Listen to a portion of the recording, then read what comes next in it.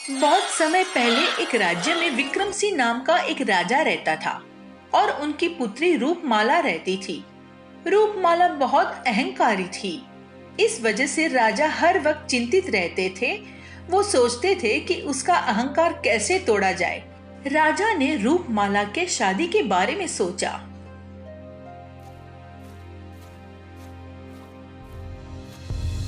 तुमने गिरा दिया, फल का रस तुमने गिरा दिया। नहीं नहीं, मैंने जानबूझ के नहीं गिराया, गलती से गिर गया मुझसे। झूठ मत बोलो तुम मुझसे। अभी मैं तुम्हें धक्के मार के निकाल दूंगी यहाँ से और पिताजी से कह के तुम्हें महल से बाहर फेंकवा दूंगी। नहीं नहीं, ऐसा मत करिए राजकुमारी, मैं मर जाऊंगी। राजकुमारी मत करिए ऐसा, मैं बहुत ही गरीब हूँ राजकुमारी। दासी तुम जाओ। दास दासियों के पास ऐसे बात नहीं करते बेटी। कैसे अच्छे से बात करूं इनसे पिताजी? ये एक भी काम ठीक से नहीं करते हैं। इन्हें अभी क्या मैं सर पे बिठा के रखूं? वो सब छोड़ो। जो मैं बोलने के लिए आया था कि कल तुम्हारा स्वयंवर रखा है। दूर दूर से तुम्हें देखने राजकुमार आएंगे। कल सुबह तुम तैयार होकर रहना।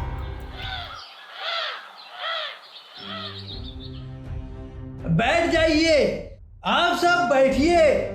जैसा कि आप सभी को पता है कि आप लोगों को यहाँ पर क्यों बुलाया गया है। मेरी इकलौती बेटी के स्वयंवर के लिए बुलाया गया है। मेरी बेटी रूपमाला अपने जीवन संगिनी को चुनेगी।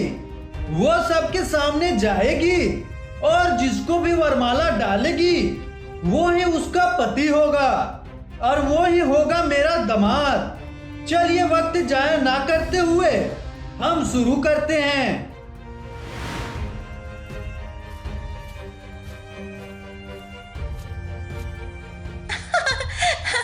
इनको देखो तो, इनकी शक्ल तो एकदम बंदर जैसी है ना।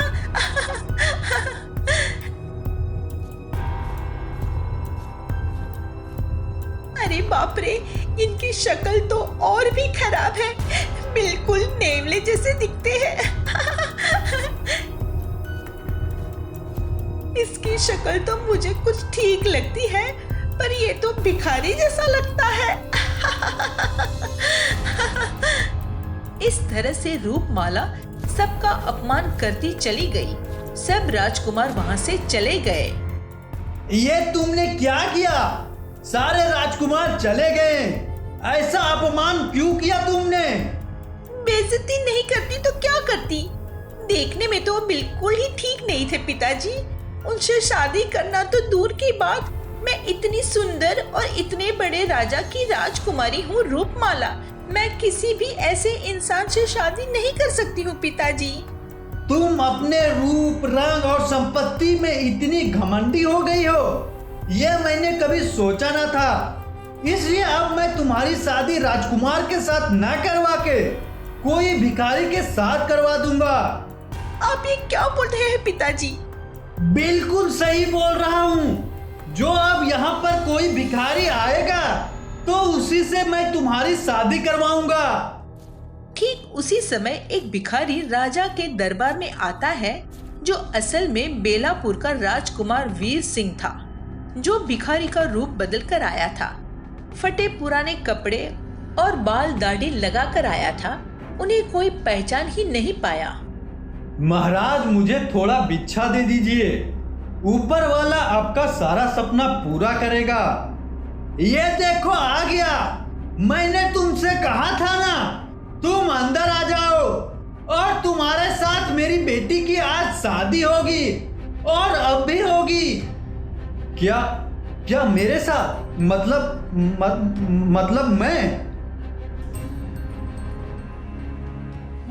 मैं आशीर्वाद देता हूँ कि तुम लोग सुख और शांति से रहो और दिल लगाकर तुम अपना घर संसार चलाओ। अब तुम मेरी बेटी को अपने घर लेके जा सकते हो। मतलब मैं यहाँ से कहाँ जाऊंगी? मैं यहाँ से कहीं नहीं जाऊंगी।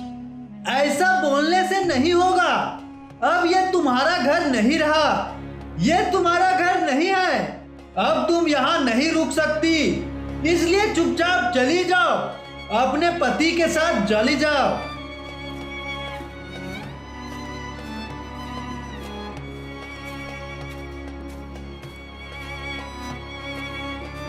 अरे बाप रे, कितनी धूप है।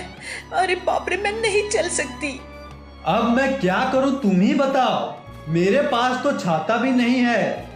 अरे जरा सुनो, ये तो बताओ कि तुम्हारा घर कहाँ है? यही पास के राज्य में है, जल्दी पहुंच जाएंगे हम। ये क्या बोल रहे हो? इतनी दूर है तुम्हारा घर, मैं पैदल नहीं चल पाऊंगी इतनी दूर तक। तो फिर मैं क्या करूं, तुम ही बताओ। मेरे पास तो घोड़ा गाड़ी भी नहीं है। जब तुम्हारे पास कुछ नहीं है तो मुझसे शादी क्यों की? बताओ बताओ मुझे। क्या मैं तुमसे शादी करने आया था? मैं तो भिक्षा मांगने आया था। तुम्हारे पिता ने शादी करवा दिया तो मैं अब क्या करूं? तुम्हें हमारा ही घर मिला था क्या भीख मांगने के लिए? कहीं और नहीं जा सकते थे भीख मांगने के लिए? और कितनी देर लगेगी घर जाने के लिए? अब कुछ ही दूर में है, भाग्यवान शाम तक पहुंच जाएंगे। क्या शाम हो जाएगी? दोपहर से चलते चलते शाम हो गई। मुझे घर जाना है, मुझे अपने घर जाना है। अरे घर ही तो जा रहे हैं भाग्यवान। चुप रहो, कब से कह रहे हो घर जा रहा हूँ, घर जा रहा हूँ। पता नहीं कैसा होगा तुम्हारा घर। और मुझे ये भगवान भगवान बुलाना बंद करो। क्यों भाग्यवान, मैं तो तुम्हारा पति हूँ। अरे बाप रे, चल चल के तो मेरे पैर दुख गए, मैं चल भी नहीं पा रही हूँ। अरे बाप रे, बहुत दर्द हो रहा है, मुझसे चला नहीं जा रहा, क्या करूँ?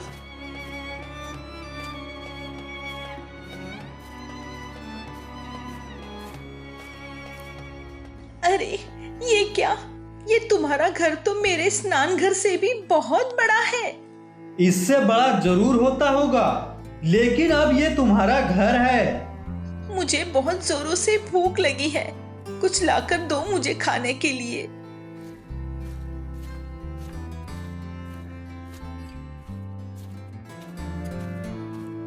ये लो। ये क्या है? ये तो बासी चावल है, मुझे ये खाना पड़ेगा। पिताजी, आपने किसके साथ मेरी शादी करवा दी? मैं ये खाना नहीं खा सकती हूँ, नहीं खा सकती। मैं तो भिखारी हूँ, इससे ज्यादा हम तुम्हें क्या दे सकते हैं, तुम ही बताओ। इससे ज्यादा अगर तुम्हें कोई चीज चाहिए तो तुम्हें भी काम करना होगा। मैं कर लूंगी, लेकिन मैं ये खाना बिल्कुल नहीं खा सकती। मैं बहुत अच्छे लड्डू बना सकती हूँ। तो ठीक है, तुम लड्डू बनाओ और फिर बाजार में ले जाकर बेचना। बाजार में? और मैं? लेकिन मैं तो राजकुमारी हूँ, मेरे बारे में लोग क्या कहेंगे? चिंता मत करो भाग्यवान, यहाँ तुम्हें कोई नहीं पहचानेगा। ठीक है।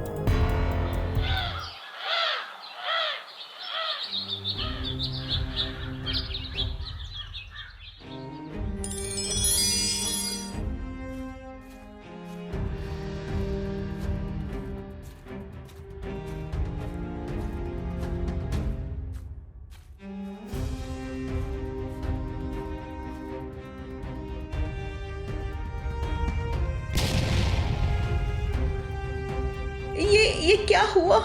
इतनी मेहनत से मैंने लड्डू बनाए थे, सब के सब गिरा दिए। ये क्या हो गया? क्या हुआ, सब लड्डू बिक गए? नहीं, सब लड्डू गिर गए। क्या गिर गए? अरे अब क्या कर सकते हैं, कल फिर से चले जाना।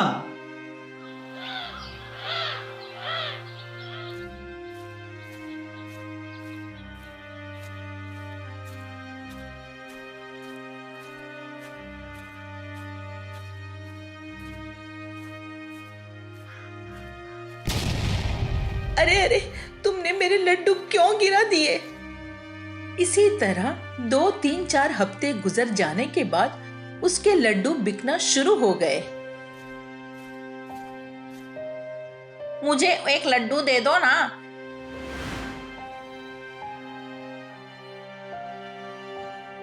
अरे वाह, ये तो बहुत स्वादिष्ट है।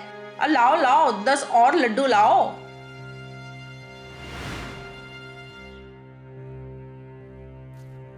चलो इतने दिन के बाद मेरे लड्डू तो बिके, कम से कम कुछ पैसे तो आ गए। सच कहते हैं लोग, कितनी मेहनत से लोग पैसे कमाते हैं।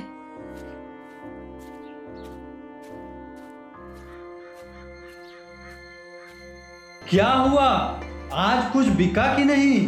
हाँ हाँ, आज तो मेरे सारे लड्डू बिक गए।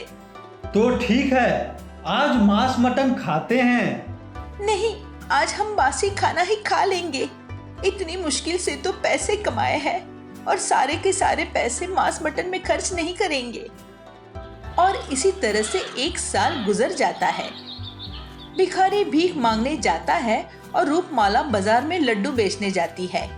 एक दिन वो घर वापस आती है तो वो देखती है कि भिखारी अभी तक घर नहीं आया है। और ठीक उसी समय, सुनो जरा, तुम्हें बाजार पर रोज लड्डू बेचने जाती हो ना? हाँ, पर क्या हुआ? क्या आपको भी लड्डू चाहिए? नहीं, बात ऐसी है कि तुम मुझे बहुत ही अच्छी लगती हो। ये भिखारी को छोड़कर तुम मेरे साथ चलो, मैं तुम्हें रानी की तरह रखूंगा। नहीं नहीं नहीं, ऐसा कभी नहीं हो सकता, कभी नहीं हो सकता। ये भिखारी ने तुम्हें क्या दिया है? मैं तुम्हें अच्छी साड़ी, महंगे गहने, अच्छा अच्छा खाना, ये सब कुछ लाके दे सकता हूँ। नहीं नहीं, सोना और गहने के लिए मैं पति को नहीं छोड़ सकती। हमने बहुत कष्ट के बाद अपना ये घर बनाया है। कंधे से कंधा मिलाकर हम दोनों ने मेहनत की है। मेरा पति मुझे बहुत प्यार करता है। मुझे किसी और चीज की जरूरत नहीं है। ये क्या, अच्छा हुआ आप आ गए। देखिए ना, ये आदमी मुझे आपसे कैसे बात कर रहा है। जानता हूँ, मैंने ही इसे भेजा था। मतलब इनको आपने भेजा है? मुझे पहचाना? तुमने मुझे भिखारी बोलकर अपमान किया था। हाँ हाँ, मैं पहचान गई आपको। मैंने बहुत ही बड़ी गलती की। आपने मुझसे उसका बदला लिया है इतने दिनों से। नहीं, मैं तुमसे प्रेम करता हूँ और इस धरती पर असल जिंदगी क्या होती है ये तुम्हें बताना चाहता था मैं। और ये सब तुम्हारे पिताजी ने करवाया है। पिताजी, आपने? हाँ बेटी, ये सब मैंने ही करवाया है। आज मैं बहुत खुश हूँ पिताजी। आपने मुझे जिंदगी का असली मतलब सिखा दिया। आज से तुम इस राज्य की रानी हो। चलो रानी, राजमहल में सब तुम्हारा इंतजार कर रहे हैं। चलिए। और इसके बाद दोनों राज्य में प्रवेश कर जाते हैं और दोनों खुशी खुशी जीवन बिताने लगते हैं।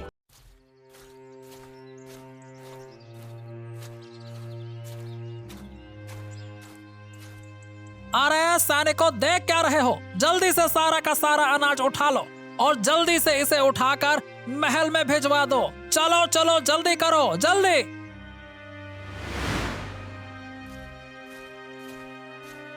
मंत्री जी, आप ये क्या कर रहे हैं? ये तो मेरे पूरे साल की मेहनत है। ये तो अन्याय है, सरासर अन्याय। सुन, ये राजा की आज्ञा है, कोई अन्याय नहीं। इतना ही नहीं, कान खोल के सुन ले, राजा ने यह भी बोला है कि अब से सारी जमीन भी राजा की है। समझा क्या? राजा की है। क्या? मंत्री जी, मेरे पास इस जमीन के अलावा कुछ नहीं है। मैं अपना परिवार कैसे चलाऊंगा? अरे मैं वो सब नहीं जानता, तुम क्या करोगे क्या नहीं करोगे। सीधी बात है, तुम्हें जो भी कहना है वो राजा के पास आकर कहना, समझे? हे ऊपर वाले, ये कैसा न्याय है? हमारे साथ इतना अन्याय क्यों? हमारे राज्य का राजा इतना कठोर क्यों है? इस तरह राजा गरीब लोगों का शोषण करके उससे सारा माल हड़प लेता था। राज्य में सभी लोग राजा से परेशान थे। महाराज, हमारा विवाह हुए कई वर्ष हो गए, लेकिन अभी तक हमें संतान का सुख नहीं मिला है। हाँ महारानी, हमें भी ये चिंता सता रही है कि हमारे राज्य का अगला उत्तराधिकारी कौन होगा। पता नहीं महाराज, हमारे भाग्य में संतान का सुख है भी या नहीं। मैंने कई बार भगवान से प्रार्थना की है, पर अब तक कोई फल नहीं मिला। महारानी, भाग्य और कर्म दोनों ही हमारे जीवन में महत्वपूर्ण भूमिका निभाते हैं। मैं जानता हूं कि तुमने पूरी निष्ठा से प्रार्थना की है, परंतु शायद अभी हमारा उचित समय नहीं है। हमें धैर्य रखना होगा। लेकिन महाराज, क्या हमारी प्रजा भी इसी धैर्य को समझेगी? वे भी तो उत्तराधिकारी की प्रतीक्षा कर रहे हैं। कहीं हम उनके विश्वास को खो न दे। हाँ, मैं तुम्हारी चिंता समझता हूँ महारानी, पर चिंता करने से कुछ नहीं होगा। मैं इसका कुछ न कुछ उपाय जरूर निकालता हूँ। उसी राज्य में मगन अपनी पत्नी के साथ रहता था। मगन बहुत ही गरीब था। मगन छोटी मोटी चोरी करके अपना जीवन चलाता था। आज तो आपको कुछ न कुछ चोरी करके लाना ही होगा। घर में जो भी खाने का सामान था वो सब खत्म हो गया है। मैं जानता हूँ भाग्यवान, लेकिन अब हालात ही ऐसे हो गए हैं कि चोरी करना भी आसान नहीं रहा। अगर आज भी कुछ नहीं लाए तो हमें भूखे पेट ही सोना पड़ेगा। तुम चिंता ना करो। अब चाहे कुछ भी हो, मैं खाली हाथ तो नहीं लौटूंगा, ठीक है?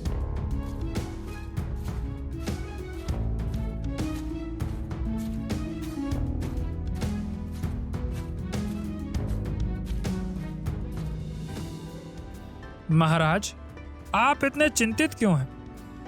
हाँ, क्या बताऊं गुप्तचर, मेरे राज्य का भविष्य मुझे अंधकार में दिखाई दे रहा है। महारानी और मैं वर्षों से संतान के सुख की प्रतीक्षा कर रहे हैं, पर अब तक हमें कोई संतान नहीं मिली। मुझे चिंता है कि मेरे बाद इस राज्य का उत्तराधिकारी कौन होगा। महाराज, मुझे सुनने में आया है कि पास के जंगल में एक बहुत बड़े साधु महाराज आए हैं। कहा जाता है कि वो बहुत सिद्ध पुरुष हैं और जिनके आशीर्वाद से कई लोगों की इच्छाएं पूरी हुई हैं। हो सकता है कि उनके आशीर्वाद से आपको भी संतान सुख प्राप्त हो सके। क्या सच में? क्या तुम सच कह रहे हो? ऐसे महापुरुष हमारे राज्य में हैं और मुझे अब तक कोई खबर नहीं मिली। ये क्या? जी क्षमा करें महाराज, वो कुछ दिनों पहले ही यहाँ आए हैं। उनके चमत्कारों के बारे में दूर दूर तक चर्चाएं हो रही हैं। वो एक बहुत पहुंचे हुए और सिद्ध पुरुष हैं महाराज। अगर ये बात सच है तो ये हमारे लिए आखिरी उम्मीद हो सकती है। ठीक है, मैं खुद जाकर उनसे मिलूंगा और उनका आशीर्वाद लूंगा। जी महाराज, अगर आप आज ही चलें तो ठीक रहेगा। साधु महाराज कुछ ही दिनों के लिए यहाँ ठहरे हैं। अगर वो यहाँ से चले गए तो शायद बाद में उनको ढूंढना मुश्किल हो जाएगा। ठीक है, मैं महारानी को साथ लेकर आज ही चलूंगा। ये मेरे लिए एक आखिरी मौका है। शायद उनके आशीर्वाद से हमारी समस्या का समाधान हो जाए। फिर महाराज रानी को लेकर साधु महाराज से मिलने के लिए जंगल की ओर निकल पड़े।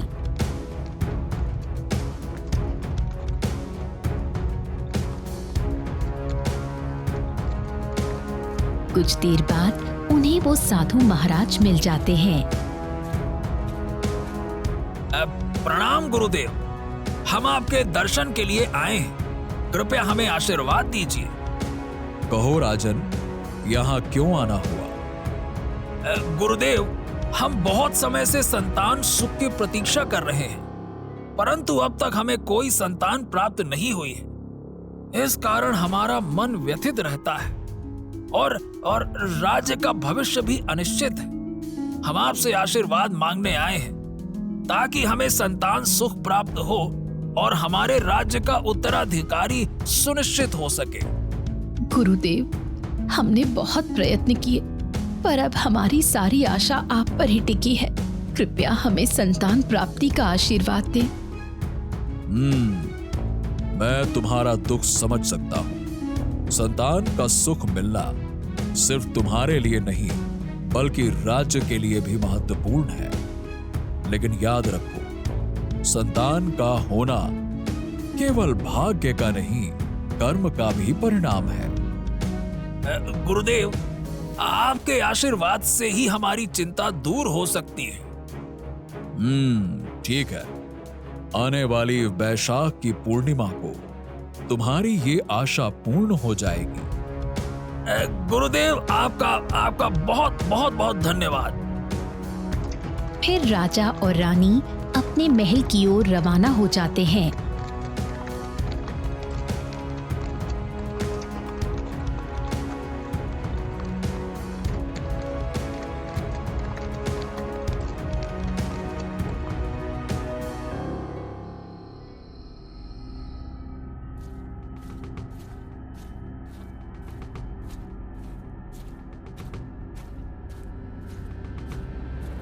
महाराज, आप परेशान मत होइए, अब वैद्य जी आ चुके हैं। मंत्री, हमने इस दिन के लिए कितने सालों से इंतजार किया है। जी महाराज, मैं समझता हूँ कि यह दिन आपके लिए कितना महत्वपूर्ण है। तभी वैद्य जी कमरे से बाहर आते हैं।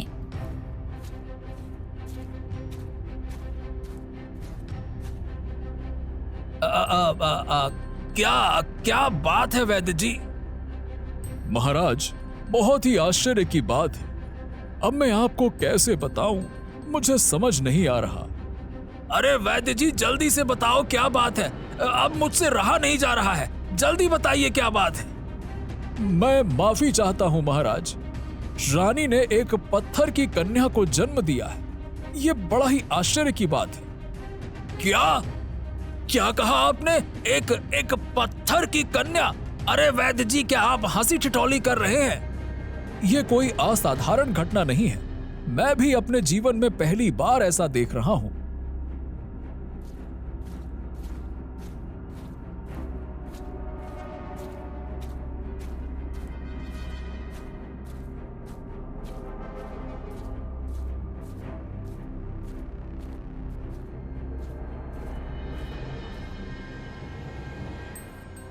ये क्या? किंतु वैद्य जी, ये संभव कैसे है? वो तो मेरी भी समझ से बाहर है महाराज। ये सब ऊपर वाले की लीला है। मैं और आप इसमें क्या ही कर सकते हैं। जैसे ही रात होती है, मदन चोरी करने के लिए राजमहल में आता है। हाँ, ये गुड़िया बड़ी कीमती होगी, वरना रानी अपने साथ थोड़ी ना रखती। हाँ, चलो चलो, ये ले चलता हूं।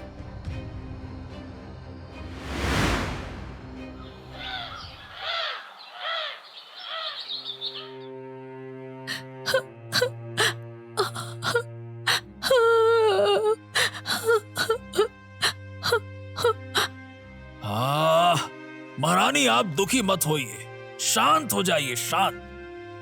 सुनिए महाराज, आप हर घर में सैनिक भेजिए हमारी गुड़िया को ढूंढने के लिए। मेरी गुड़िया कहाँ होगी?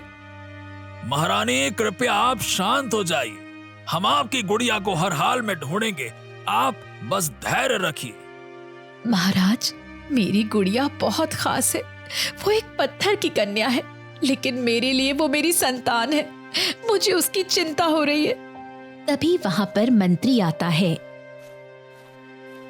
महाराज, महाराज, महाराज, प्रजा विद्रोह कर रही है। वो कह रही है कि इस बार कर कोई नहीं दे पाएगा। इस बार बारिश होने के कारण सारी फसल नष्ट हो गई है। ओहो, तो इसमें मैं क्या करूं? सीधी बात है, मुझे किसी भी हाल में कर चाहिए, मतलब चाहिए। पर महाराज, वो पर मैं कुछ नहीं सुनना चाहता। मंत्री जी, साफ कान खोल के मेरी बात सुनिए। मुझे कर चाहिए हर हाल में। जरूरत पड़े तो सिपाहियों की मदद लो, लेकिन कर इकट्ठा करो, यही नियम है। ठीक है महाराज, जैसा आप चाहें वैसा ही होगा।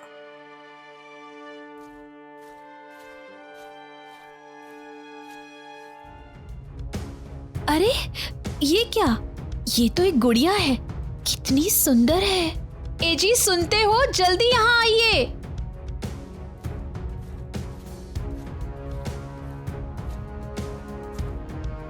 क्या हुआ भाग्यवान, क्या हुआ? अरे, ये बच्ची कहां से आई? वही तो सोच रही हूँ मैं। आप इस बच्ची को चुरा कर लाए हैं? क्या? मैं बच्ची क्यों चुराऊंगा? अरे तुम्हारा दिमाग खराब हो गया है क्या?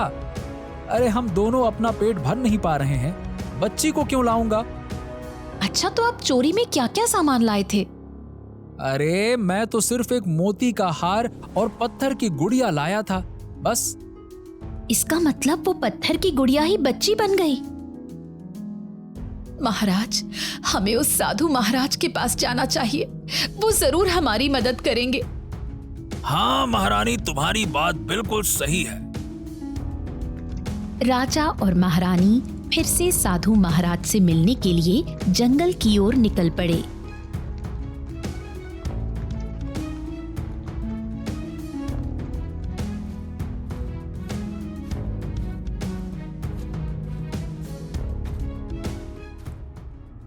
अरे राजन, आप यहाँ? क्या हुआ? फिर कोई मुसीबत आ गई क्या? प्रणाम गुरुदेव, प्रणाम। हम फिर से आपके पास आए हैं क्योंकि हमारी चिंता और बढ़ गई है। मुझे बताइए बाबा, मेरी बच्ची कहाँ पर है? मुझे बताइए। देखो बेटी, तुम्हारी बेटी स्वस्थ है। ये आप क्या कह रहे हैं बाबा? वो तो पत्थर की गुड़िया जन्मी थी। देखो पुत्री, ये लड़की बहुत ही पवित्र है। किसी भी अपवित्र स्थान पर इसमें प्राण नहीं रहेंगे। तो क्या साधु महाराज, हमारा राज्य अपवित्र है क्या? देखो राजन, तुम्हारे राज्य में बहुत सारे लोगों की बद्दुआ फैली हुई है, इसीलिए वो स्थान उसके लायक बिल्कुल नहीं है। बल्कि उस चोर के घर में। क्या उस चोर के घर में क्या महाराज, बताइए। तुम्हारी बेटी चोर मगन के घर में जाकर उसको प्राण मिले हैं। क्या? पर साधु महाराज, ये चोर कैसे पवित्र हो सकता है? वो तो चोर है। उसे एक वक्त का खाना भी नहीं मिल रहा, इसीलिए वो चोरी करता है। पर वो दिल का बहुत साफ है, वो सभी गरीब लोगों की मदद करता है। तो गुरुदेव, अब मैं क्या करूं? जब तक तुम्हारा महल पवित्र नहीं हो जाता, तब तक राजकुमारी को महल में मत लाना, वरना वो पत्थर की गुड़िया बन जाएगी, याद रखना। तो गुरुदेव, आप ही बताइए कि मैं कैसे अपने महल को पवित्र करूं। राजन, पवित्रता बाहरी वस्तुओं और धन दौलत से नहीं आती। तुम्हारे महल की दीवारें सोने की हो, परंतु जब तक तुम्हारे राज्य में अन्याय, दुख और असंतोष फैला रहेगा, तब तक वो अपवित्र ही रहेगा। तो गुरुदेव, मुझे क्या करना चाहिए? राजन, अपने प्रजा का ध्यान रखो। जिनके पास भोजन नहीं है, उन्हें भोजन दो। जिनके पास घर नहीं है, उन्हें आश्रय दो। और सबसे महत्वपूर्ण, अन्याय और शोषण को समाप्त करो। जब तुम्हारा राज्य न्यायपूर्ण और दयालु होगा, तभी तुम्हारा महल पवित्र हो पाएगा। आपका बहुत बहुत धन्यवाद। अब से मैं कभी प्रजा के साथ अन्याय और शोषण नहीं करूंगा। धन्यवाद।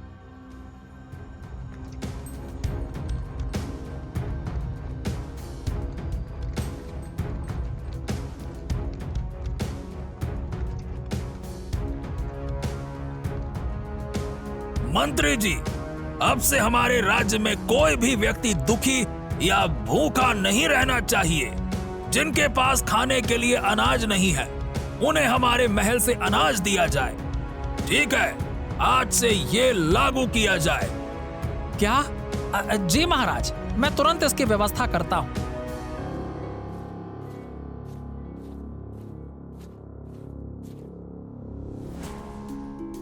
अगले दिन से ही महाराज प्रजा का ध्यान रखना शुरू कर देते हैं। इस तरह राजा ने थोड़े ही दिनों में उसका महल पवित्र बना दिया। हाँ महारानी, मुझे लगता है कि अब हमारा महल पवित्र हो चुका है। हाँ महाराज, अब हमें हमारी पुत्री को हमारे महल में लाना चाहिए। हाँ रानी, तुम्हारी बात बिल्कुल सही है। फिर राजा और रानी मगन के घर की ओर निकल पड़ते हैं।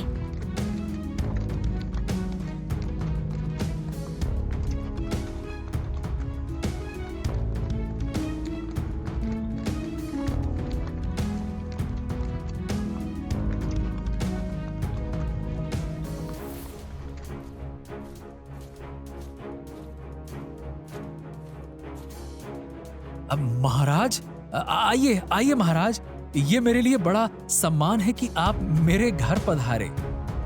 मगन, अब हमारी बेटी को वापस अपने महल ले जाने के लिए हम आए हैं। अब हमारा महल पवित्र हो चुका है और हमारी प्रजा खुशहाल है। महाराज, ये सुनकर तो मुझे अत्यंत खुशी हो रही है। आपकी कृपा से आपकी प्रजा अब सुखी और संतुष्ट है, और ये मेरे लिए भी गर्व की बात है कि आपकी बेटी मेरे घर में सुरक्षित रही।